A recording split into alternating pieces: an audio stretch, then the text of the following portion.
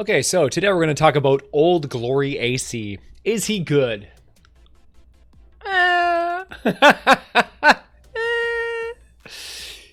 He's okay. He's okay. I like him. All right, guys. So if you love what we're doing here, please consider using our supporter creator code. It goes a long, long way to helping us be able to do this and keep doing our YouTube and our Twitch. So thank you so much, guys. We're going to talk about all the different uses for Old Glory AC. We're going to go over his abilities. We're going to go over his standard perk and his commander perk and talk about how these are going to both be utilized in some really, really heavy builds. And we're going to go over a whole handful of my favorite builds that that Old Glory is actually going to fit into. So we're going to discuss quite a variety of different support team loadouts that you can use with both him as the main character and him as a support character to buff one of the most powerful fragment builds that you can possibly use. So we're going to cover the whole thing, and we're even going to talk about some problems that the Outlanders are having that may be fixed in the future, you know, if we talk about it and it becomes the focus of, you know, what I think is a big problem for the Outlanders. So we're going to cover a lot of things. So it's going to be a pretty long video. So hold on to your butts, guys. I hope you enjoy. I like him. One, the dude's got style. He's definitely one of the coolest looking of all of the Stars and Stripes 4th of July heroes here. You know, this guy's a baller. Look at this. Look at this guy. He's got speakers on there. He's got wicked blue pants. He's got just that perfect color contrast. I don't love all the outfits, but man, his is on point, man. On point. So pretty cool looking. So let's talk about his abilities here. Old Glory AC, he's got the Shock Tower, the Teddy, and the Phase Shift. So it's a very, very straightforward Outlander, one that you're used to. He can phase shift in and out of, you know, sticky situations, allowing you to survive ridiculous encounters. Just crazy encounters. You can survive all kinds of weird stuff just by phasing right out of any horrible, you know, as long as you can aim yourself in a direction and just teleport straight through the enemies and pop out the other end, you can just run away and fight another day. So he's nuts. His survivability is just off the chain. Shock Tower is still the most powerful ability in the game. Always has been, probably always will be. You know, it's just absolutely bonkers. You throw it on the Shock Tower, it hits literally everything. It just does horrific amounts of damage.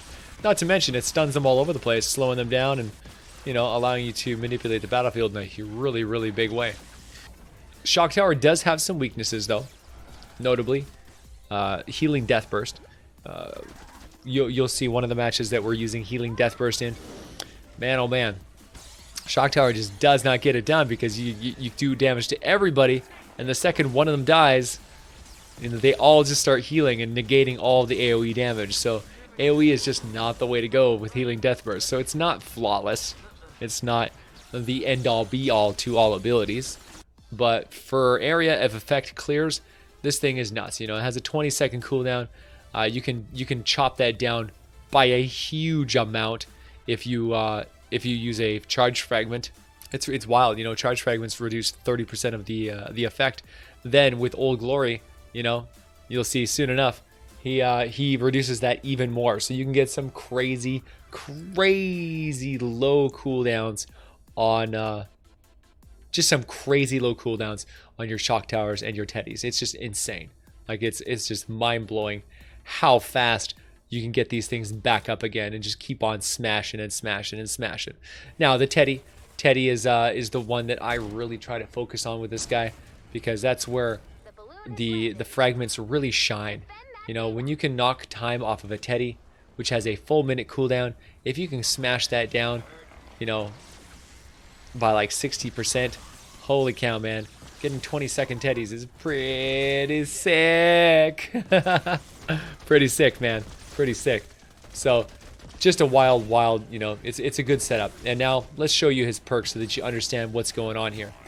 So he's got the standard perk and he's got his commander perk.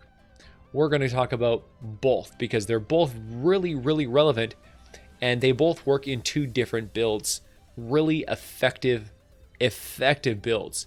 Now, the standard perk with the Impossibility Matrix is obviously weaker. It only gives you a 10% cooldown reduction, but that's really powerful. You know, when you spend a charge fragment, which, you know, you can collect them all over the map, or you can use a variety of different effects to generate charge fragments by participating in combat. Most notable is with Fragment Flurry Jess.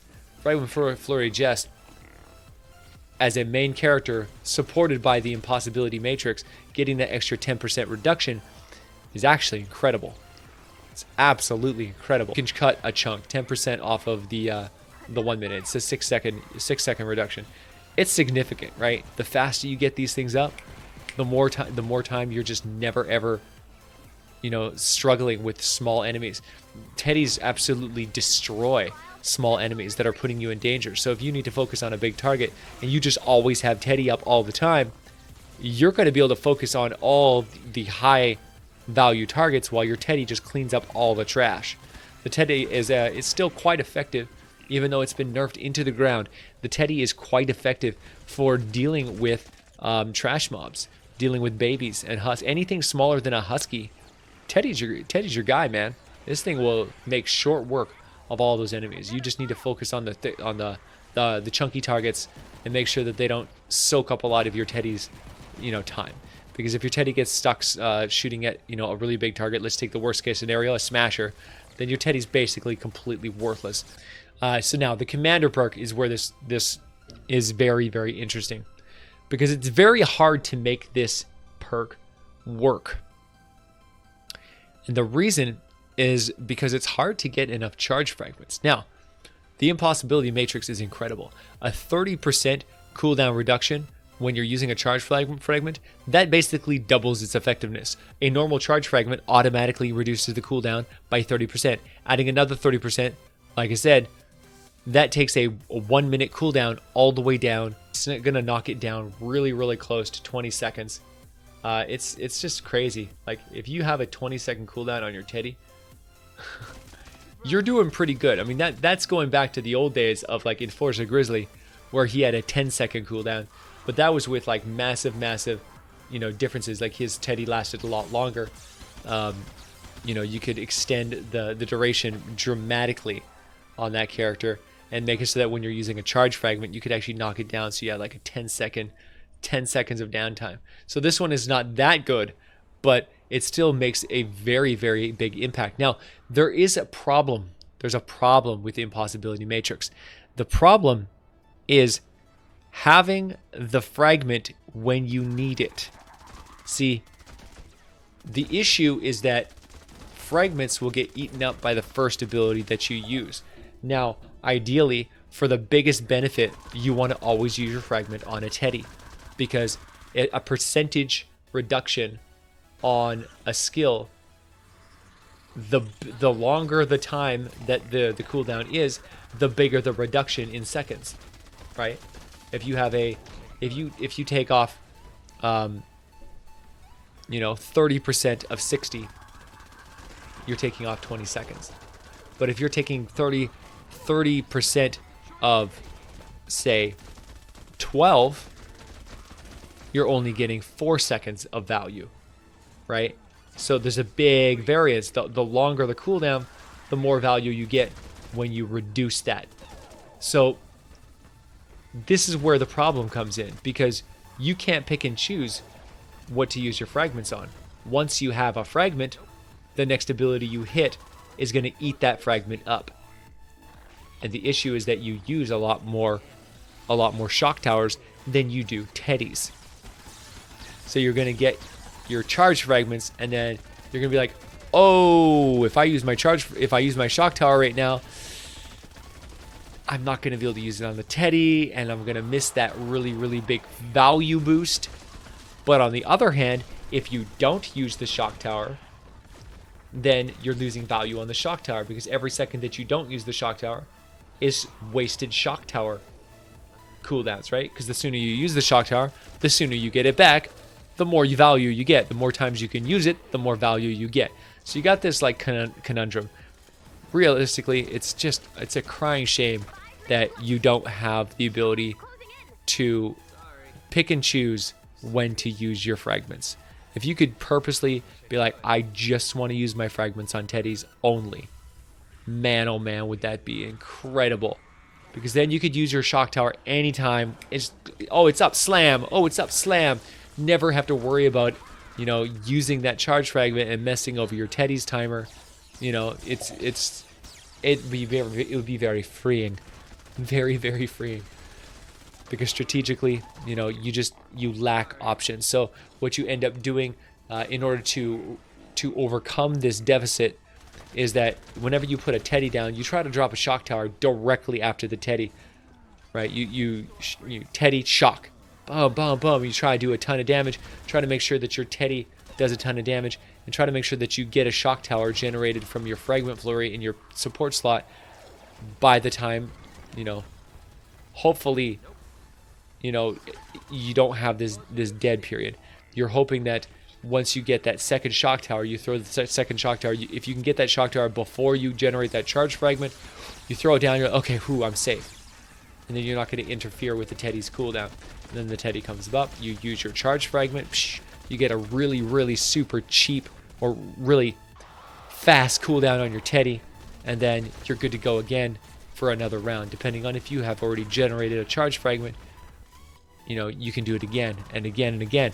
Now this gives you some really, really big incentive to actually collect charge fragments from all around the map. Because if you do that, then you'll have a lot more freedom to actually spam your abilities and go for heavy damage.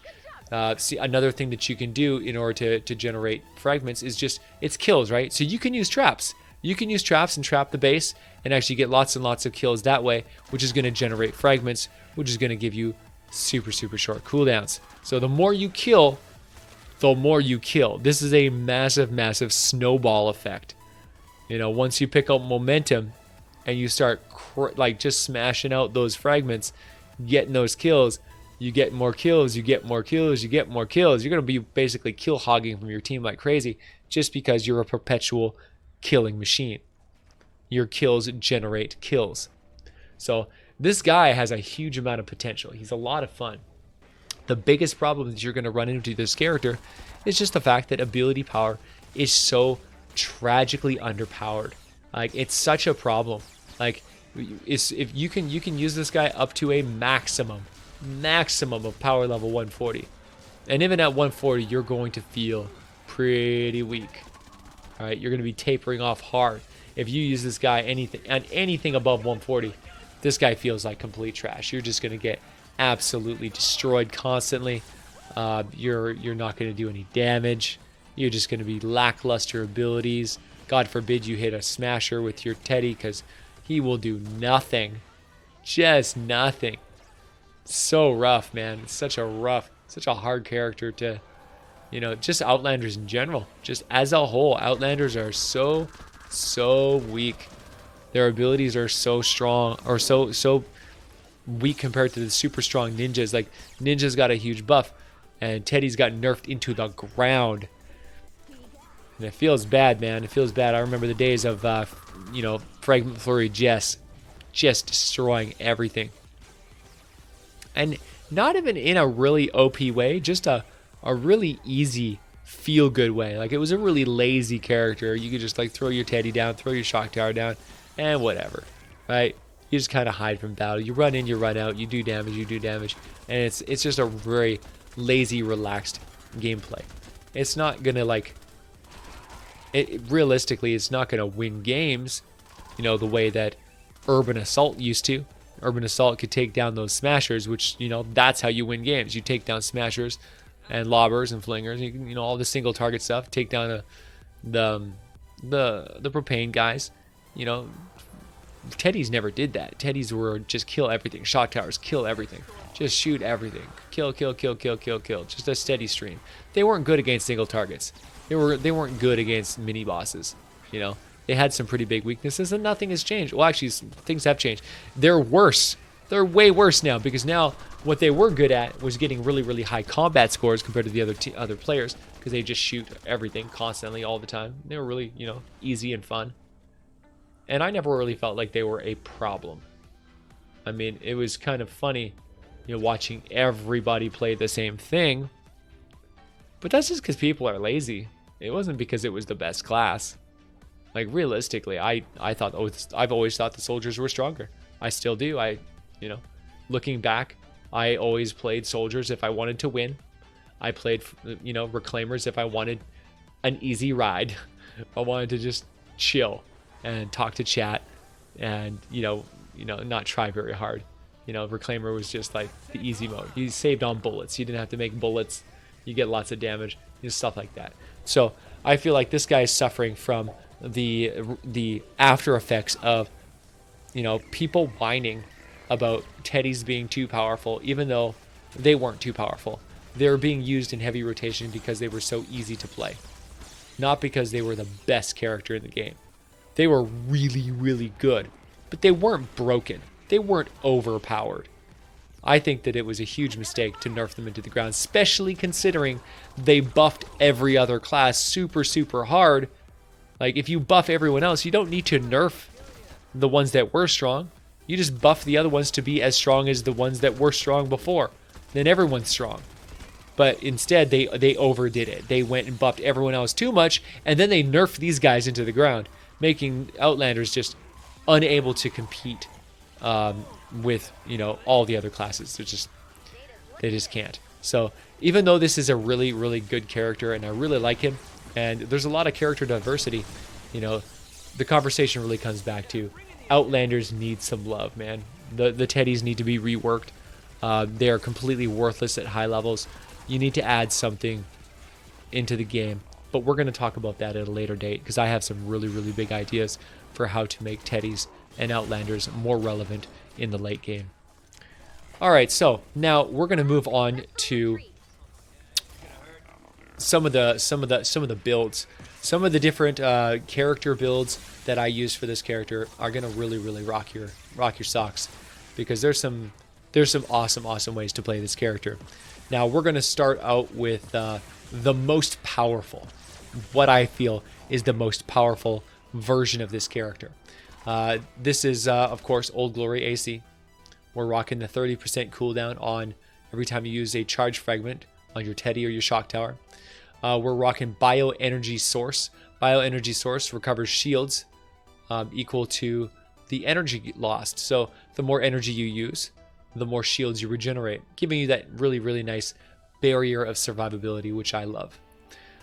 So then we've got Fragment Generation. Now this is Fragment Flurry Jess. She gives you one charge fragment every 39 eliminations. And this counts for traps, this counts for skills, this counts for anything. If you kill stuff, then you get fragments. And fragments are the things that power his Impossibility Matrix. So she's the most important factor for this character to be relevant for the entire game. Next, we have Bear With Me. This is, of course, Mr. Enforcer Grizzly. This is giving us that extra 4-second Teddy duration. Because you want to really have your Teddy last as long as possible. That's the whole point. Long-lasting Teddies that you can use often. Then we have Berserker with Trailblazer Queen. This will increase your Teddy damage by 30%, making your Teddy much, much stronger. We want to have the strongest Teddies we can possibly have, and have them with the shortest cooldowns that we can possibly have. That's the whole strategy behind, the Old Glory AC character. Now, but that's not all. Now, what we did is we took Survivalist. This is the only version of the character that I decided to put Survivalist on, and that's honestly why I think it's probably the best character, because this character is very, very squishy, very, very problematic. It dies a lot, and this here gives him the ability to weather the storm and survive some pretty insane situations. So I feel like Survivalist is an essential skill to put on this character. Although I'm going to show you some other builds that do not involve the Survivalist, and as such, it has a huge increase in damage if you cannot die. So the Survivalist is really good. All your eliminations heal you for 39 base health over 3 seconds, which is basically, 3 seconds is about 10% of your health. So you heal every second for up to 3 seconds, and that healing will refresh if you continue to kill more enemies.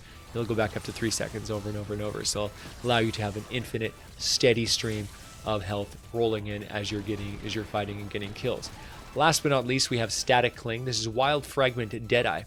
This is a colossal ability, just devastating. Shock Tower applies Affliction, which deals 50% of the damage that you do per second for 3 seconds. So it adds an extra 150% damage to your ability. 150%. Pretty sick, right? Pretty sick. He's an absolute must, man. You can't run a Shock Tower character without this guy. You just embarrass yourself. So absolutely incredible. So this loadout here, it provides a good amount of healing. It provides strong teddies, strong shock towers. It's like a bit of everything. Cranking out fragments, getting really low, fast cooldowns, and just a beast, just a beast character. I threw Adrenaline Rush to get an extra healing. Survivalist, bioenergy, just to, you need a lot of survivability, I feel, to make this character work. Otherwise, you're going to be dead a lot.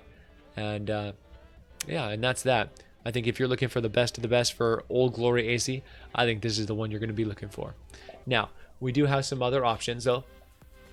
One of the other options that I put together was a straight up Teddy build. The full Teddy is a pretty wild thing, right? What we did is we got rid of Survivalist, we got rid of the Shock Tower bonus, we put on Overbearing. Overbearing is Ventura Ramirez. It gives your Teddy an extra 2 tile range, making your Teddy extremely, extremely long range. And you also get a damage bonus based on how far away the enemies are. The further away they are, the more damage you do. So pretty slick. The other one is Bear Stare. This is Stare Down Selfie. He gives you a nasty little eye laser. So the Teddy eye fires lasers from his eyes every 2 seconds, dealing 23 base energy damage. So if you want to crank the Teddy's damage up, you want to really go all in with the Teddy and be like, no man, charge fragments, Teddies all day, baby, all day. This is the way to do it. This is your ultimate, oh my god, Teddy monster smashing character. Like, he'd just crush it. Just big, nasty Teddies, lasting a long time on a short cooldown, and just, killing everything at every range. Pretty wild. Now, I personally I like this a lot because I love Teddies and I love to abuse this, but this really only shines at lower levels where you are not necessarily in danger. This allows you to take an OP, an overpowered Teddy, and really, really just abuse the fact that you don't have to do anything. That you're basically, your Teddy can do all the work for you. It's pretty fun. I mean, I even did like I run my Stonewood V-Buck missions with this, or like my Plankerton or whatever, anything low level. I'll just go sit on a pyramid with a flat top and then put the Teddy down and just like just watch everything die, and then throw a shock tower to buy me a bit of time to get my Teddy back up again, and throw a Teddy down again, kill everything again. It's pretty funny. It's a great ability. So the other one that is really, really good is actually taking Old Glory out as the main. So if you take Old Glory out as the main and you put Fragment Flurry Jess in as the main, and then you put Old Glory in as the support slot, this actually provides you with an insane, probably the most insane offense that you're ever gonna see. So you can go with the full offense build like this. Is full Teddy power, 100% Teddy power. But the thing is with this one here is you're going to be generating so many fragments that you would honestly be silly not to use a lot of those fragments on your shock tower. And if you're going to do shock tower, you definitely want to get rid of that extra Teddy range and go and get Static Cling instead.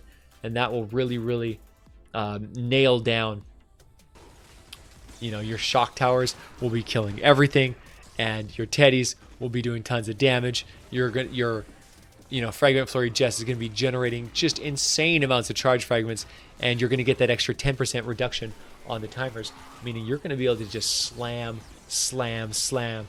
At no point do you ever even consider not using your charge fragments. You're just like, oh, what? Shock tower or teddy? Don't care. Slam. Use it. Use it. Use it. Use it. You're going to be generating tons and tons and tons of fragments. Every 13 kills, you're going to get a fragment. So you just spam it like crazy. You go to town. Now, you can do this, which is incredibly powerful, or you can go and throw Survivalist in as the last perk, which I feel is probably a lot stronger. Having survivability, being able to heal yourself is a big deal. It's a really big deal. And being that you're going to have, you know, really fast cooldowns all the time because of your charge fragments, the bioenergy source is going to give you a lot of shields, which is going to keep you topped up. And then you have your Survivalist in the back end, kind of keeping your health, you know, recovering that health every time you dip down below. So this build here, I think, is the most powerful build that you can stuff Old Glory AC into. I'm pretty sure that this one will trump every other build that I could come up with. For the Old Glory AC as the main character, you know, you have the other one. But for the most powerful build that an Old Glory AC can fit into, period, I think this is probably it. Because the fragments are so crazy fast. You know, with Old Glory AC as a main character, I feel like you just don't generate enough fragments to fully utilize his power. Unless you're going to go do a really thorough clear of the full level and collect all of the fragments on the level, then yes, Old Glory is the king. He's going to crush so hard. But if you want to, if you're just lazy and fast and you want to just jump into it and just go, Fragment Flurry Jess is the only way you're going to get enough charge fragments to really fully utilize the Impossibility Matrix. So this one here is the most powerful build that you could possibly fit Old Glory into. So try them out, guys. Figure out which one is your favorite, which one's your best. All of them kind of vary. They all rotate around the same heroes, so you can kind of mix and match and pick and choose and try which one you like the best in the best situation. But ultimately, I think at the end of the day, this is the one you're going to have the most fun with. This is the one you're going to crank out the most ability skills. You're going to be the most action, most into combat, just dropping stuff all the time, rapid fire abilities, never having to worry about the strategy of holding on to a fragment, because you're going to have so many fragments that you just go hard, man. Just go hard. Just use them up. So anyway, guys, I really hope you enjoyed this video. Hope you found it pretty enlightening and educational to help you fully utilize the Old Glory, because he really is a great character. He's not part of my ultimates lineup. He's not ultimate. He's just a high tier fun Outlander character with a lot of potential for giving you more abilities, which is to me is fantastic, because I hate when my abilities are on cooldown with the Outlander. The abilities are the entire reason I play Outlanders at all. So to not have them, it just feels stupid. So I highly suggest you give this a try, guys. And yeah, tell me what you think, man. Tell me what you think. We're over here on Twitch all day, every day, over 18 hours a day, 81-hour marathons in the weekend. So if you ever want to come and hang out and talk to me, and let me know what's going on. Let me know what you think about these characters, or even ask, hey Vash, I want to play some games. How do I play with you? I will be happy to show you guys how to play some games with me and hang out. So thank you so much, guys. If you like this video, like and subscribe. Ring that little bell. Make sure you leave a comment down below. Let me know what you think about my compilation of Old Glory builds. Let me know which one that you thought was the best, which one works the best for you. I'm curious to see stylistically what people gravitate towards. So thank you so much for the support, guys. Thank you for being a part of the VASH Corps, and I will see you guys next time. Hey guys, we're out here all day, every day, chasing our dream and trying to build this community. If if you love what we're doing here and you support the dream, and if you have the means to actually donate and contribute to what we're doing here, I would really love for you guys to come out and support us on Patreon. It's the lifeblood of any content creator. It's the only reason that that we're staying afloat and able to do what we're doing here. And if you have the means, I would love for you to come out and support us and yeah, help us keep doing what we're doing. Thank you so much, guys.